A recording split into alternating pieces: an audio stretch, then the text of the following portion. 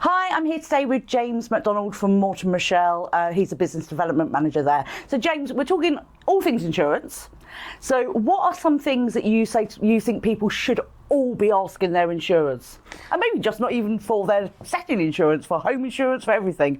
But I think a key question to ask your insurance provider when it comes to understanding what you're getting and also what you're not getting is helping them or getting them to help you find your exclusions and limitations of your policy. okay. The stuff that you think might be covered but the policy doesn't cover it for it. Right. Are there conditions in there, and the conditions where for the cover to work you've got to take certain steps, you've got to do certain things, it requires you to meet a particular standard. In our world sometimes it's things like ratios and it's risk assessments and it's qualifications, things like that can play a part. So asking your insurance provider, where's that information kept, how can I find it?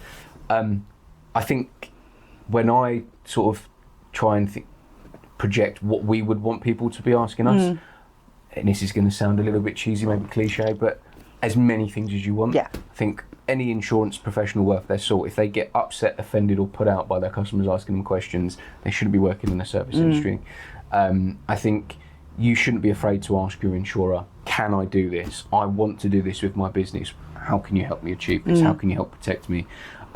But I think I think the key one when it comes to your understanding your cover is where do I find the exclusions, those limitations, those conditions, those things that my insurance will not provide, it can't cover, or that it needs me to do to ensure. Yeah, what do I need to do to make sure I'm covered? Absolutely, yeah. Yeah, because it's not just going, yep, that policy works for me and paying the bill, is it? Absolutely. You have to make sure you're meeting those. Okay.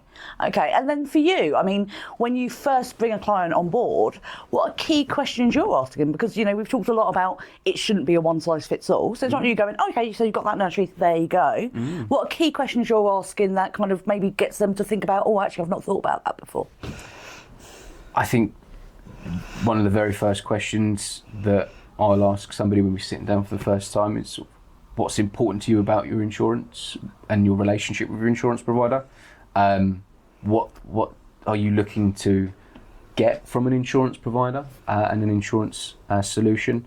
And how do you want that to work operationally in your business? I think that's something that sometimes gets overlooked. Like, how do you want people to work with you when it comes to renewal in terms of updating information, sharing documentation? Do you have, if you're a big and complex nursery group, for example, with multiple settings, do you have somebody in your organisation who's responsible for managing those premises who would be the best person for us to go directly to get the information about the little bits and pieces that you might actually, they're in an office somewhere, but it doesn't necessarily mean you're there. Yeah, rather than just sending the person that we've built a connection with face to face or however I've got to know them. Here you go, here's a long list of all the different components that we need, and almost then make it their responsibility to go and find that.